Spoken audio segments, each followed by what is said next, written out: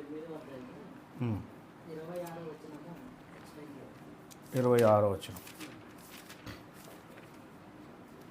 ఏమనుంది అక్కడ? అట్లయిన ఎడల జగత్తు పునాది వేయబడినది మొదలుకొని ఆయన అనేక పర్యాయములు శ్రమపడవలసి వచ్చును. అయితే ఆయన యుగముల సమాప్తి యందు తన్ను తానే బలిగా అర్పించుకొనుట వలన పాప నివారణ చేయుటకై ఒక్కసారే ప్రత్యక్షపరచబడెను. మనుషులు ఒక్కసారే మృతి పొందవలెనని నియమింపబడెను. ఆ తర్వాత తీర్పు జరుగును.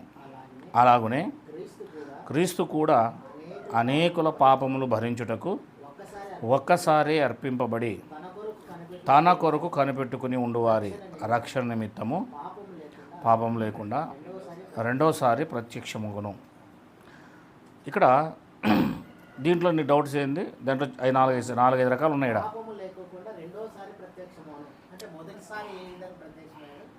Very good. చివరిలో ఉండేది పాపము లేకుండా రెండవసారి ప్రత్యక్షమగును.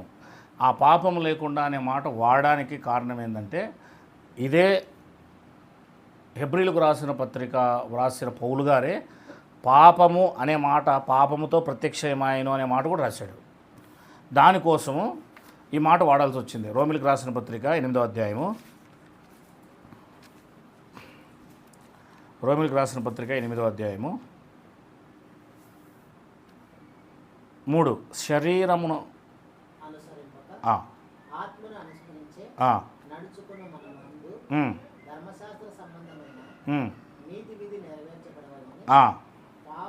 అదిగో పాప పరిహారము నిమిత్తము దేవుడు తన సొంత కుమారుని పాప శరీరాకారముతో పంపి ఆయన శరీరముందు పాపమునకు శిక్ష విధించాడు. అంటే మొదటిసారి వచ్చినప్పుడు ఈ పాప శరీరాకారంతోనే పంపాడు యేసుక్రీస్తుని. రెండోసారి వచ్చినప్పుడు పాప శరీరంతో రాడు అని అర్థం, శరీరాకారంలో రాడు అని అర్థం. అది శరీరకంగా రాడు, శరీరకంగా రాడు, శరీరకంగా వచ్చాడు. పాప శరీరం అంటే హెబ్రీలు రాసిన పత్రిక 2వ అధ్యాయం. అంటే ఇవన్నిటిని తీసుకొని అక్కడ పెట్టాడనమాట. 2వ అధ్యాయం 17వ వచనం, 14వ వచనం నుంచి చదువుదాం. ఇంకా 9వ వచనం నుంచి చదివితే ఇంకా బాగుంటుంది. 9వ వచనం నుంచి కాదు, వీలైతే 5వ వచనం నుంచి చదువుదాం. మనము మాటలాడుచున్న ఆ రాబోవు లోకమును ఆయన దూతలకు లోబరచలేదు. అయితే ఒకడు ఒక చోట ఇలాగూ దృఢముగా సాక్ష్యమిచ్చుచున్నాడు, నీవు మనిషిని జ్ఞాపకం చేసుకున్నటకు వాడేపాటివాడు, నీవు నరపుత్రుని దర్శించుటకు వాడేపాటివాడు, నీవు దేవు దూతల కంటే వాని కొంచెం తక్కువనిగా చేసితివి, మహిమ ప్రభావముతో వానికి కిరీటము ధరింపజేసితివి, నీ చేతి పనుల మీద వానికి అధికారం అనుగ్రహించితివి, వాని పాదముల కింద సమస్తము ఉంచితివి. ఎక్కడుంది మాట? కీర్తన 8లో ఉంటుంది. అక్కడ చెప్తున్న దావీదు ఎవరి కోసం చెప్తున్నాడు అంటే యేసుక్రీస్తు కోసం చెప్తున్నాడు. అంతేనా? అదే మాటని హెబ్రీ పత్రికలో పౌలు గారు ఎత్తి రాశారు హెబ్రీలకు. ఆయన సమస్తమును వానికి లోబర్చినప్పుడు వానికి లోబడచకుండా దేన్ని విడిచిపెట్టలేదు. అందుకే పరలోకమందు భూమి మీద సమస్త అధికారం నాకు అనుగ్రహించబడింది అన్నాడు 28:19లో మత్తయి.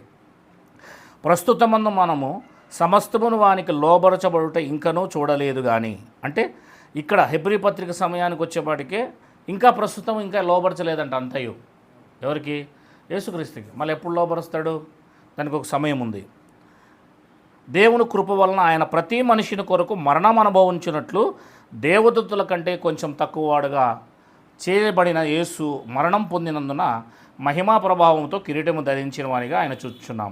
ఎవని నిమిత్తము సమస్తము ఉన్నవో, ఎవని వలన సమస్తము కలుగుచున్నవో ఆయన అనేకులైన కుమారులను మహిమకు తెచ్చుటకు వారి రక్షణకర్తను శ్రమ ద్వారా సంపూర్ణిగా చేయుటకు ఆయనకు తగును. దేవునికి శ్రమ ద్వారా అంటే సిలువ ద్వారా అనేకులను అంటే దేవుని నమ్ముకున్న వాళ్ళందరినీ యేసుక్రీస్తు ద్వారా మహిమలోకి తీసుకురావడానికి యేసుక్రీస్తును శ్రమలు పరిచాడు దేవుడే. 11 పరిశుద్ధ పరచు వారికిని పరిశుద్ధపరచబడు వానికిని అందరికీ ఒక్కటే మూలం. ఈ హేతువు చేతను వారిని సహోదరుని పిలుచుటకు ఆయన సిగ్గపడక, ఎవరు? యేసుక్రీస్తు వారు మనల్ని సహోదరులు అంటున్నాడు. నీ నామమును నా సహోదరులకు ప్రచురపరుతును, సమాజం మధ్య నీ కీర్తిని గానము చేతును అని, మరియు నేను ఆయనను నమ్ముకొని ఉందును అనియు, ఇదిగో నేనును దేవుడు నాకు ఇచ్చిన పిల్లలని చెప్పుచున్నాడు. ఇది కూడా కీర్తన గ్రంథంలో రాయబడింది. 14. కాబట్టి ఆ పిల్లలు రక్తమాంసములు గలవారైనందున ఆ ప్రకారమే మరణం యొక్క బలము గలవాణిని, అనగా అపవాదిని మరణము ద్వారా నశింపజేయుటకును జీవితకాలమంతయు మరణభయము చేత దాస్యమునకు లోబడి వారిని విడిపించుటకును ఆయన కూడా రక్తమాంసములో, అది మనం రక్తమాంసంలో ఉన్నాం కనుక దేవుడు కూడా ఏమయ్యాడు? రక్తమాంసంలోకి ట్రాన్స్ఫర్ అవ్వాల్సి వచ్చింది అంటున్నాడు. ఏలైనగా ఆయన ఎంతమాత్రము దేవదూతల స్వభావము ధరించుకొనక అబ్రహాము సంతాన స్వభావమును ధరించుకున్నాడు. దేవదూతల వలె వచ్చి సిలువ వేయబడలేదు, ఆయన మానవుడయ్యాడు. అబ్రహాములాగా మానవుడయ్యాడు. అబ్రహాము సంతానములో ఇస్సాకు వలె యాకోబు వలె ఒకడు వల్లే అయ్యాడు. అది కావున ప్రజల పాపమును పరిహారం చేయుటకై కలుగుటకై దేవుని సంబంధమైన కార్యములో కనికరమును నమ్మకము గల ప్రధాన యాజకుడుకు నిమిత్తం అన్ని విషయములో ఆయన తన సహోదరుల వంటివాడు, అన్ని విషయంలో మన వంటివాడు కావాలి ఆయన. కాకపోతే యేసుక్రీస్తు వారు నేను పాపం చేయలేదు, మీరు పాపం చేయకుండా ఉండండి అని ఎలా చెప్పగలడు? ఆయనకు పాపం చేయడానికి అవకాశం ఉంటేనే ఆ మాట నేను జయించాను మీరు జయించని చెప్పగలడు. అంటే మన స్వభావం ఎలాంటిదో ఆయన స్వభావం కూడా అలాంటిదే. ఆయన పాప శరీరాకారముతో, అంటే పాపము చేయగలిగిన కెపాసిటీ కూడా ఆ శరీరానికి ఉంది. టెంప్టేషన్స్ కూడా ఉన్నాయి ఆయన శరీరానికి. ఇకపోతే కింద 18వ వచనం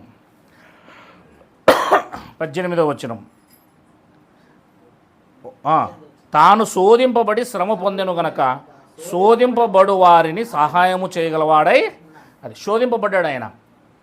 కొండ మీద ఏమయ్యాడు? సాతాను వచ్చి 3 సార్లు శోధించాడు, రాజ్యం చూపించాడు, అధికారం చూపించాడు, దేవుని కుమారుడు అని చెప్పాడు. కనుక ఇవన్నీ కూడా శరీరంలో ఉన్నప్పుడు ఆయన కూడా మనలాగే జీవించాడు. శోధనలు ఉన్నాయి. 4వ అధ్యాయము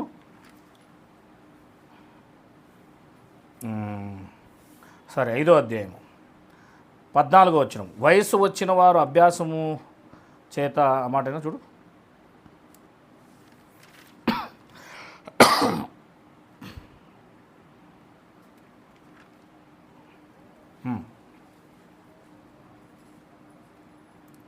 వయస్సు వచ్చిన వారు అభ్యాసం చేత మేలు కీడులు వేచుంటకే సాధకం చేయబడిన జ్ఞానేంద్రియములు కలిగి ఉన్నారు కనుక, ఇది కాదు, మన ప్రధాన యాజకుడని ఉంటుంది కింద. 4వ అధ్యాయం 15వ వచనం. మన ప్రధాన యాజకుడు మన బలహీనతల యందు మనతో భావము లేనివాడు కాడు కానీ సమస్త విషయంలో మనవలే శోధింపబడేను అని రాబడించుడు. ఆయన పాపం లేనివాడుగా ఉండేను. ఇది ఇలా కొనసాగుతూ 9వ అధ్యాయానికి వచ్చేసింది.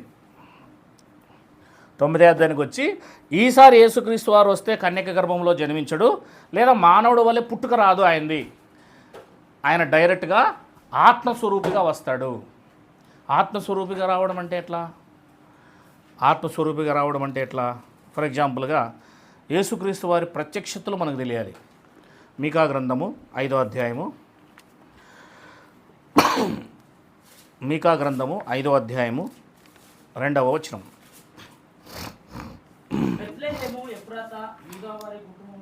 బెత్లెహేము ఎఫ్రాతా యూదా వారి కుటుంబములలో నీవు స్వల్ప గ్రామమైనను నా కొరకు ఇశ్రాయేలీలను ఏలబోవాడు నీలో నుండి వచ్చును. పురాతన కాలం మొదలుకొని శాశ్వత కాలం ఆయన ప్రత్యక్షమగుచుండేను అని రాయబడింది. చూడండి, ఇప్పుడు ఇది ఇంపార్టెంట్. ఎవరి కోసం చెప్తున్నాడు? 5వ అధ్యాయం 2వ వచనంలో యేసు కోసం చెప్తున్నాడు. ఇజ్రాయేలీని ఏలబోయే యేసయ్య వస్తాడు అని చెప్తున్నాడు. అంటే మీకా గ్రంథానికి మరి యేసుప్రభు రాకడకు దర్దాపులుగా టైం ఎంత ఉంది? మీకా ఎప్పుడు రాయబడింది? 735 ఆ సమయంలో, క్రీస్తు పూర్వం. అంటే క్రీస్తు రాక మునుపు 735 సంవత్సరాల క్రితము క్రీస్తు కోసం ఏమని చెప్పాడు? బెత్లెహేము ఎఫ్రాతా యూదా వారి కుటుంబంలో నీవు స్వల్పమైన గ్రామమైనను నా కొరకు ఇశ్రాయేలును ఏలబోవాడు నీలో నుండి వచ్చును. అంటే ఇశ్రాయేలు పరిపాలించే రాజు నీలో నుంచి వస్తాడు, బెత్లెహేంలో పుడతాడు. చాలా చిన్నది గ్రామం అది, కానీ ఆ గ్రామంలోనే ప్రపంచాన్ని, ఆ దేశాన్ని ఏలే ఒక రాజు పుట్టబోతున్నాడని చెప్తూ అతని యొక్క ప్రొఫైల్ చెప్తున్నాడు అక్కడ. ఏమని? నా కొరకు ఇశ్రాయేలును ఏలబోవాడు నీలో నుండి వచ్చునంటూ పురాతన కాలము మొదలుకొని శాశ్వత కాలం ఆయన ప్రత్యక్షమగుచుండెను.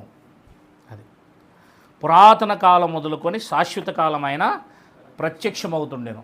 ఈ మాట మీరు హెబ్రీ పత్రిక 9:29లో చూశారు. 28లో ఏమని? అలాగనే క్రీస్తు కూడా అనేకుల పాపములు భరించుటకు ఒక్కసారి అర్పింపబడి తన కొరకు కనిపెట్టుకుని ఉండు వారి రక్షణ నిమిత్తము పాపము లేకుండా రెండవసారి ప్రత్యక్షమగును.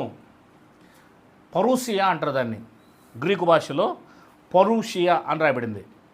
ఆ పదం ప్రత్యక్షం అనే పదము, రెండవ రాకడ అనే పదము పరూషియా అనే పదంతో వాడాడు గ్రీకులో. కనుక రక్షణ నిమిత్తం పాపము లేకుండా రెండవసారి ఏమవుతాడట? ప్రత్యక్షమవుతాడు. ఇక్కడ ఏం చెప్తుంది? 5వ అధ్యాయం 2వ వచనము, మీకా పురాతన కాలము మొదలుకొని శాశ్వత కాలము.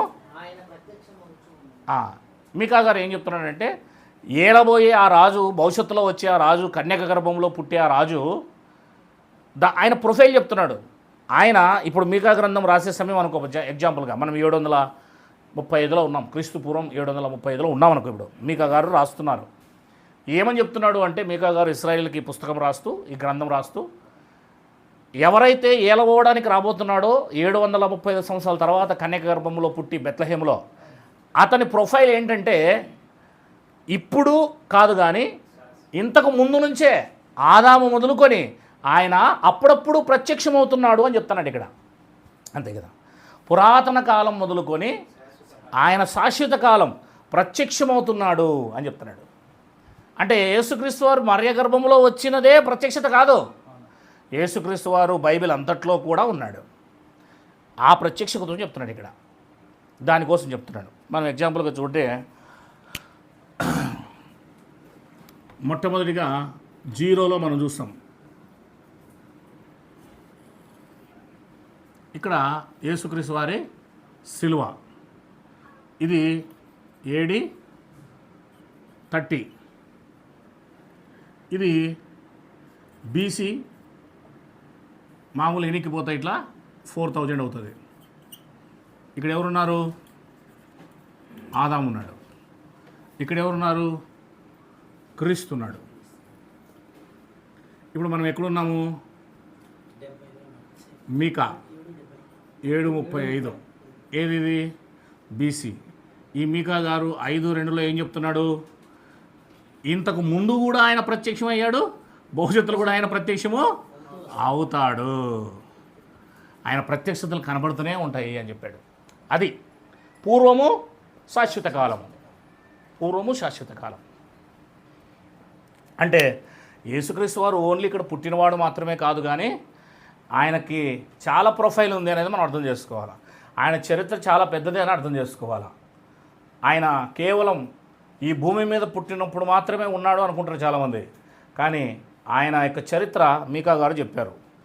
పురాతన కాలం మొదలుకొని శాశ్వత కాలం ఆయన ప్రత్యక్షమగుచుండెను అని రాయబడింది. ఇది భవిష్యత్తు కూడా వర్తిస్తుంది. Very good. ఈ ప్రొఫైల్ మనం చూస్తే ఇప్పుడు యేసుక్రీస్తు వారు మరియ గర్భంలో పుట్టినప్పుడు మానవుడుగా పుట్టాడు. ఏ రకంగా పుట్టాడు? పాప శరీరాకారంతో పుట్టాడని చెప్పేసి రాయబడింది. 8వ అధ్యాయం రోమపత్రిక 3 రాసుకో. పాప శరీరాకారం. హెబ్రీ పత్రిక చివరి వచనం 2వ అధ్యాయం చివరి వచనం చూసుకున్నాము. హెబ్రీ పత్రిక 4వ అధ్యాయం చివరి 2 వచనాలు కూడా చూసుకున్నాం. అంటే యేసుక్రీస్తు వారు ఒకవేళ టెంప్ట్ అయ్యే అవకాశం కూడా ఉంది. ఆయన టెంప్ట్ అయ్యే అవకాశం ఉంది, వీలైతే విచారం చేసే అవకాశం కూడా ఉంది, కానీ చేయలేదు. అది ఇంకా కొన్ని మాటలు చూపిస్తాను నేను. ఇది పురాతన కాలానికి వెళ్దాం. మనము హెబ్రీ పత్రిక వద్దాం మరలా.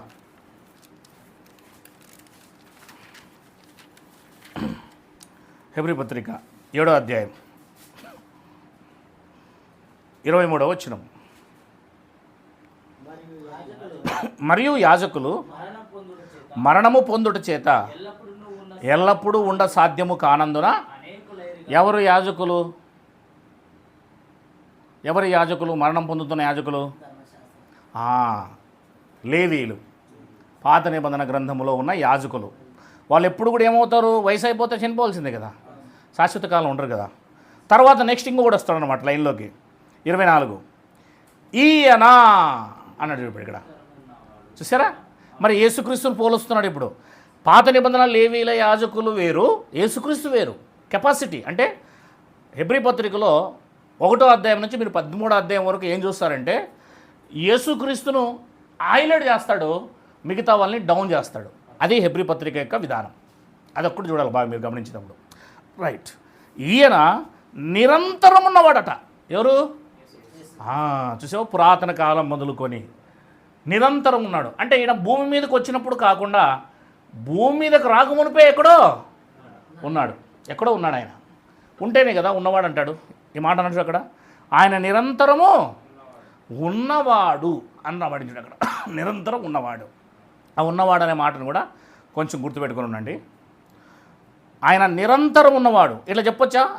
నిత్యము ఉన్నవాడు అని చెప్పొచ్చా? నిరంతరం అంటే అంతే కదా, నిత్యము ఉన్నవాడని చెప్పొచ్చు. హెబ్రీ పత్రికలో ఉన్న ఈ మాటకి నేను సపోర్టింగ్ కొట్టిస్తాను. ఈ నిరంతరం ఉన్నవాడు, నిత్యము ఉన్నవాడు అనడానికి యెషయా గ్రంథం 9వ అధ్యాయము 6వ వచనం.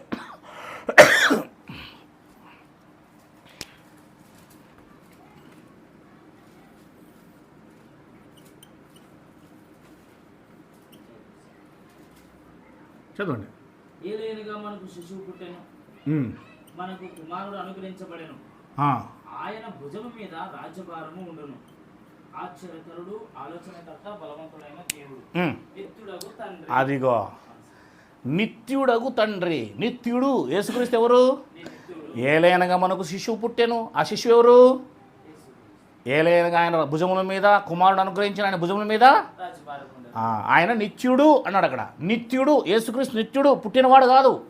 భూమి మీద పుట్టినవాడు లెక్క తీసుకోకూడదు. పరలోకంలో కూడా ఆయన పుట్టలేదు. యేసుక్రీస్తు ఎవరు? నిత్యుడు, నిరంతరం ఉన్నవాడు ఆయన. అదే ఆయన కెపాసిటీ. రైట్. ఇప్పుడు మళ్ళీ హెబ్రీ పత్రిక వచ్చేస్తే 7వ అధ్యాయము 24వ వచనం. ఈయన నిరంతరం ఉన్నవాడు గనుక మార్పు లేని యాజకత్వము కలిగిన వాడాయను. ఈయనకేం లేదు అసలు. ఇంకా చూడండి, బాగా గమనించాలి. మనము ఇక్కడే చాలా విషయాలు తెలుసుకోవాలి. అంటే మారదు యాజకత్వం, ఏం కాదు అంటే ఈ సృష్టి ఉన్నంత వరకు కూడా కొత్త నిబంధన మాత్రమే ఉంటుంది. ఇంకా అదే యాజకత్వం ఉంటుంది ఇంకా. కానీ పాత నిబంధనలో వాళ్ళు చనిపోవడం వల్ల ఏం జరుగుతూ ఉంది? ఓల్డ్ టెస్టిమెంట్లో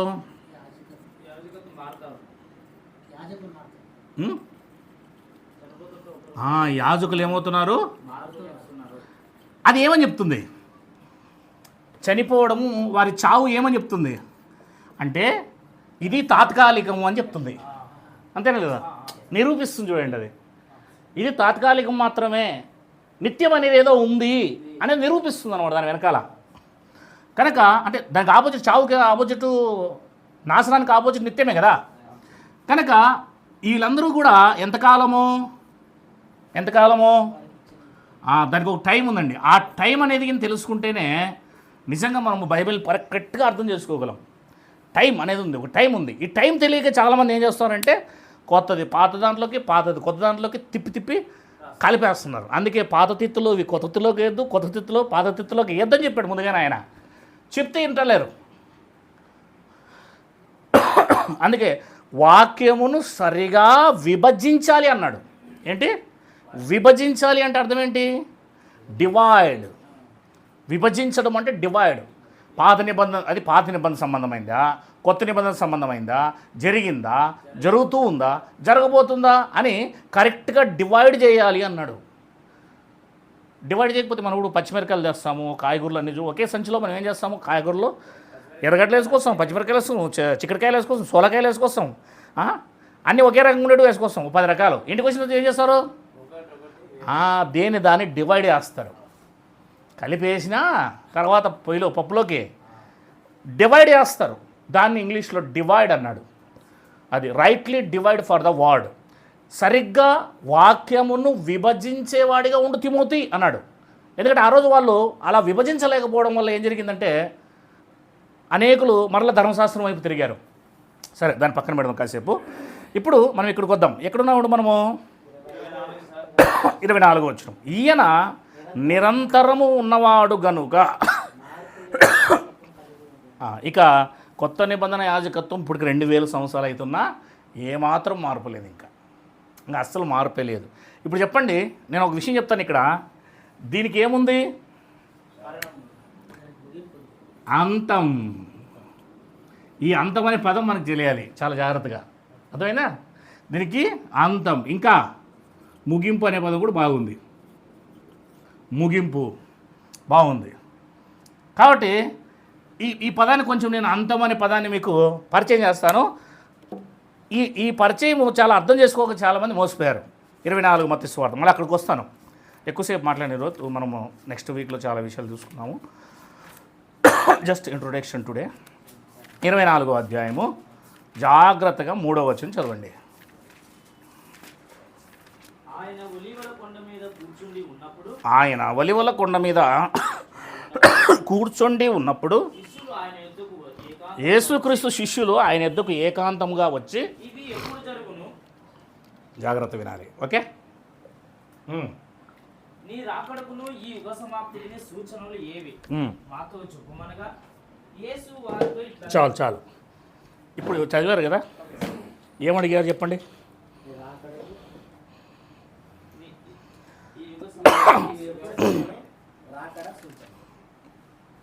అక్కడ 3 క్వశ్చన్స్ ఉన్నాయి, చెప్పండి.